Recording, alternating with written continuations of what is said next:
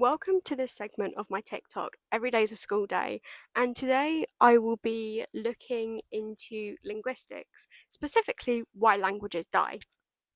Now, this segment of my TikTok will cover things from science, maths, economics, to arts and humanities, and everything in between. And obviously, as I said, we are covering why languages die. Now, there are 5 factors to this. First factor is economic and social mobility. This is when people who speak minority languages will often shift to like major languages like Spanish, English, Arabic, etc., to increase their access and opportunities in employment, education, and also healthcare. We see this with the language Guarani in Paraguay. Now, while this is still relatively spoken, Indigenous youth will switch their language to Spanish to increase their opportunities in tech, business, and any jobs you associate with urban areas. And that's because Guarani is seen as an economic dead end language. Factor number 2, assimilation and discrimination. This is when historical and systematic policies such as government restrictions on education and also the forced relocation punishes native speakers from speaking their native tongue. This then creates a lot of stigma, which forces communities to speak in the um, language that is most common within that country to survive.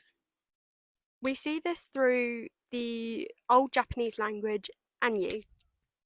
In 1899, the Japanese government at the time decided to ban the language of Anyu from being spoken in classrooms, which forced survivors to speak Japanese to prevent discrimination. We also see this in Belarus with the Belarusian language as well, if you know, you know, with Alexander Lukashenko's policies. Skutnab Kangas coined the term linguicide, which basically is linguistic genocide, which highlights the fact that monolingual systems that are put in place within education and within society in general labels minority languages as backward or R worded essentially. I'm not going to say the R word for obvious reasons, you'd know what it is. Factor number 3, globalization and urbanization. As communities migrate to urban areas slash they connect with the global economy, the demand and necessity to learn the language that is spoken increases.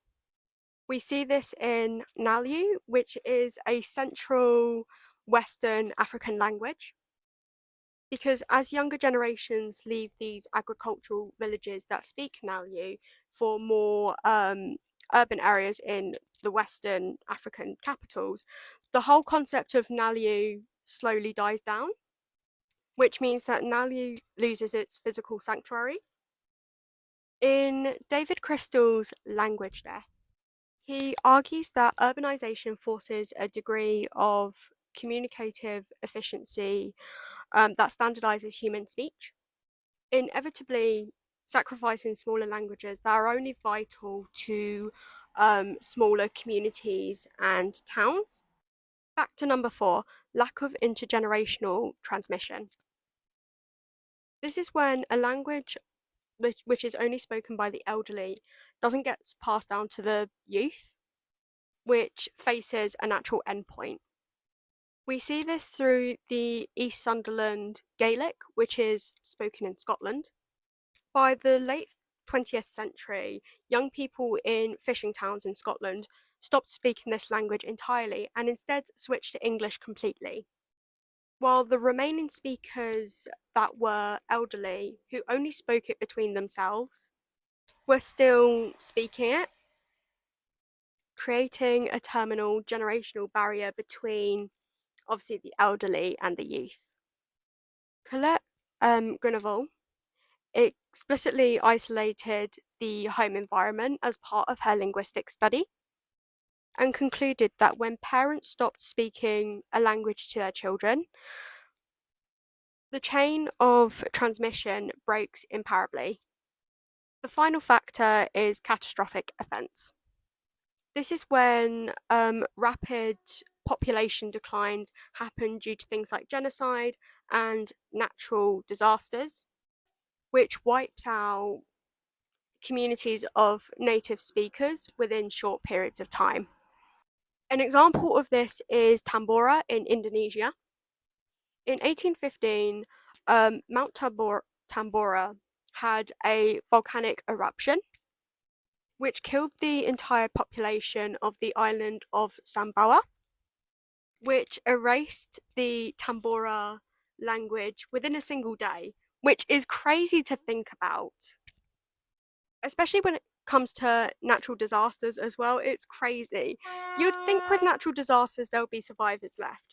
Nope, the whole population of Sambawa was wiped out, and within a single day as well, which is crazy work.